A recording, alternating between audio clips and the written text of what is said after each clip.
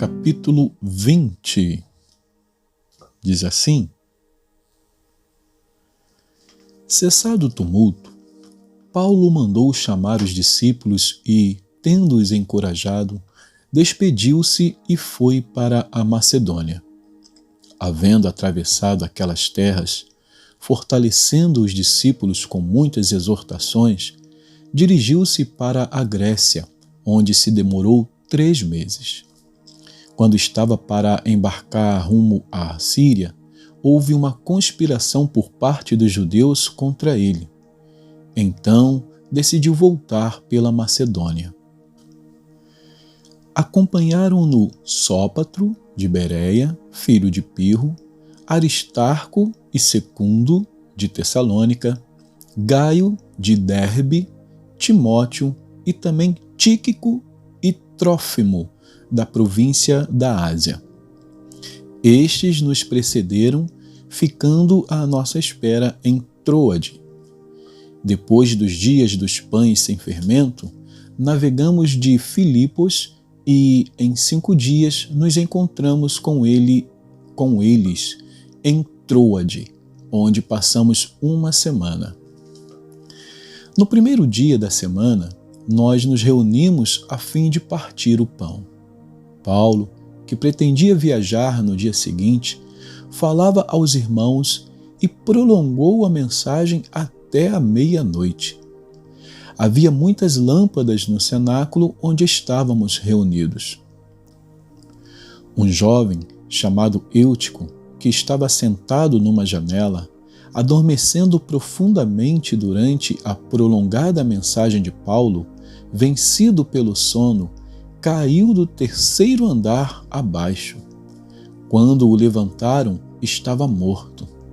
Mas Paulo desceu, inclinou-se sobre ele e, abraçando-o, disse: Não fiquem alvoroçados, pois ele está vivo. Subindo de novo, Paulo partiu o pão e comeu. E lhes falou ainda muito tempo até o amanhecer. E assim partiu. Então conduziram vivo o rapaz e sentiram-se grandemente confortados. Nós, porém, prosseguindo, embarcamos e navegamos para Assôs, onde devíamos receber Paulo, porque assim nos havia sido determinado, devendo ele ir por terra. Quando se reuniu conosco em Assôs, nós o recebemos a bordo e fomos a Mitilene. Dali, navegando, no dia seguinte, passamos diante de Quios. Levamos mais 1 dia até Samos e 1 dia depois chegamos a Mileto. Paulo já tinha resolvido não aportar em Éfeso, pois não queria demorar-se na província da Ásia. Ele tinha pressa, pois queria, caso lhe fosse possível, passar o dia de Pentecostes em Jerusalém. De Mileto, Paulo enviou uma mensagem a Éfeso pedindo aos presbíteros da igreja que se encontrassem com ele. E, quando chegaram, Paulo lhes disse: Vocês sabem como eu me conduzi entre vocês em todo o tempo, desde o primeiro dia em que entrei na província da Ásia, servindo o Senhor com toda a humildade, com lágrimas e com as provações que me sobrevieram pelas ciladas dos judeus. Vocês sabem que jamais deixei de anunciar o que fosse proveitoso e de ensinar isso a vocês publicamente e também de casa em casa, testemunhando tanto a judeus como a gregos o arrependimento para com Deus e a fé em nosso Senhor Jesus Cristo. E, agora, impelido pelo Espírito, vou para Jerusalém, não sabendo o que ali vai me acontecer, exceto que o Espírito Santo, de cidade em cidade, me assegura que prisões e sofrimentos estão à minha espera. Porém, em nada considero a minha vida preciosa para mim mesmo, desde que eu complete a minha carreira e o ministério que recebi do Senhor Jesus para testemunhar o Evangelho da graça de Deus.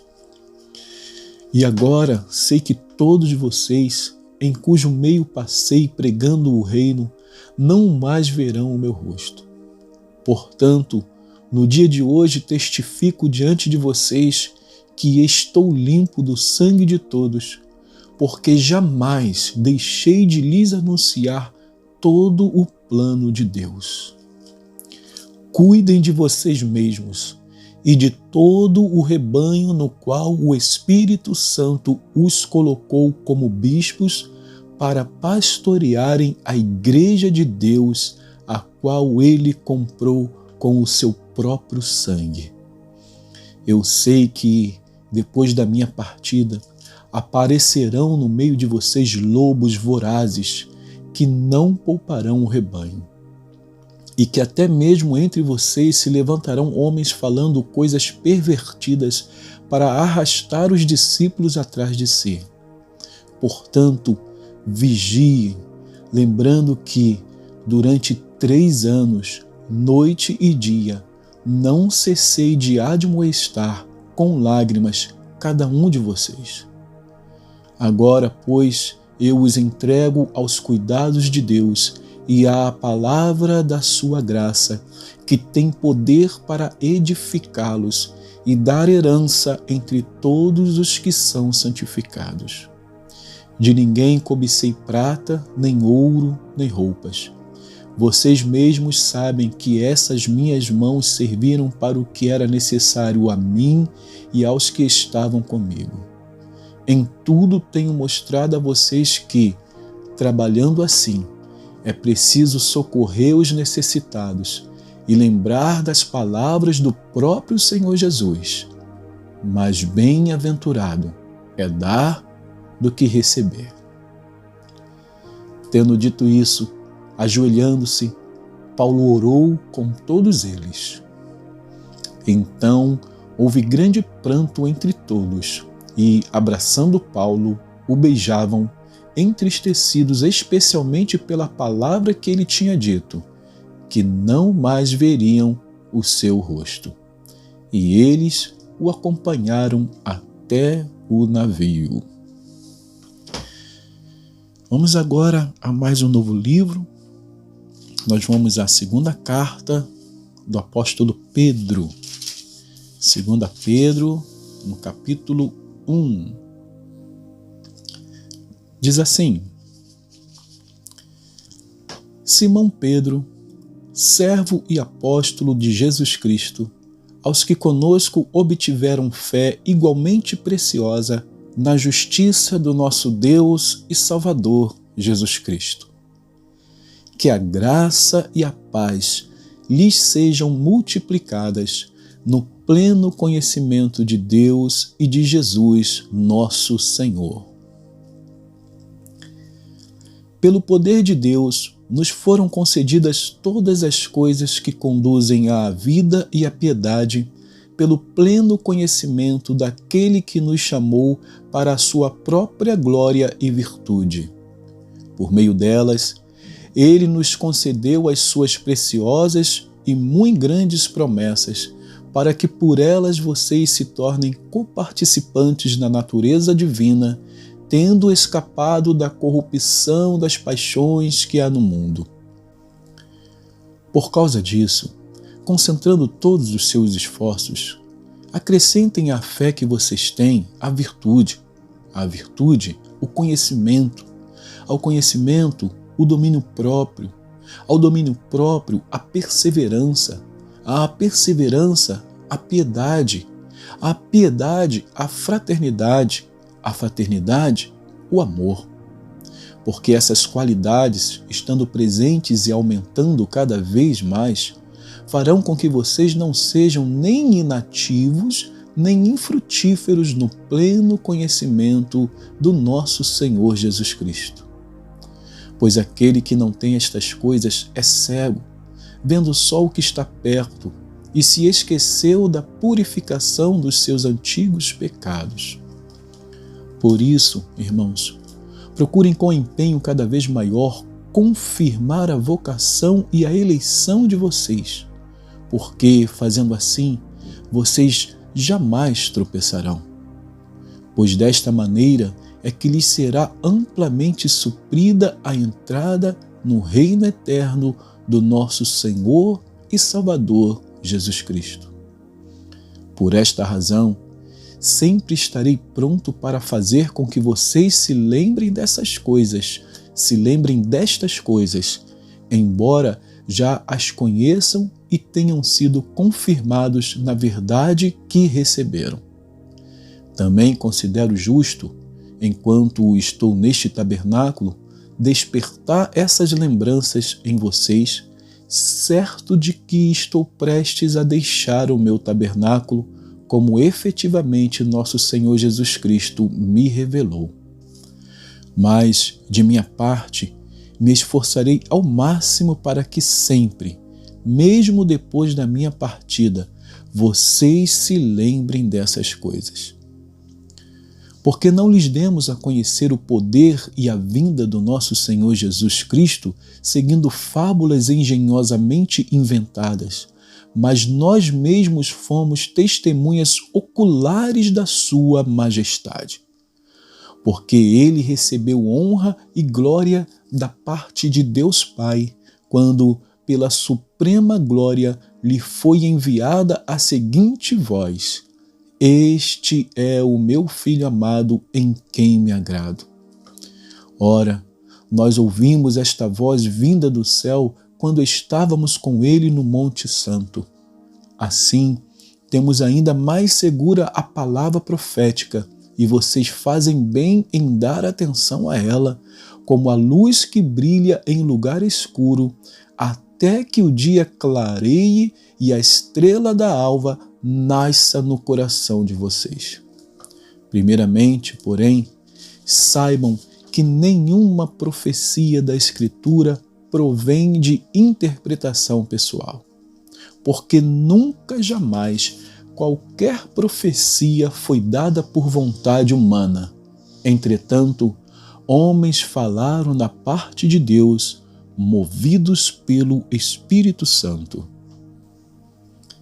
Capítulo 2. Assim como surgiram falsos profetas no meio do povo, também haverá falsos mestres entre vocês. Eles introduzirão heresias destruidoras, chegando a renegar o soberano Senhor que os resgatou, trazendo sobre si mesmos repentina destruição. E muitos seguirão as suas práticas libertinas e, por causa deles, o caminho da verdade será difamado. Movidos por avareza, eles explorarão vocês com palavras fictícias. Mas para eles, a condenação decretada há muito tempo não tarda, e a destruição deles não caiu no esquecimento.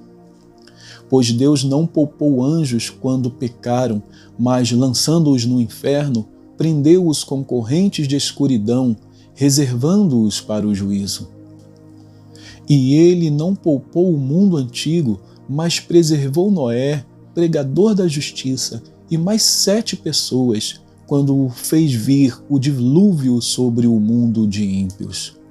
E reduzindo a cinzas as cidades de Sodoma e Gomorra, condenou-as à ruína completa, tendo-as posto como exemplo do que viria a acontecer com os que vivessem impiamente.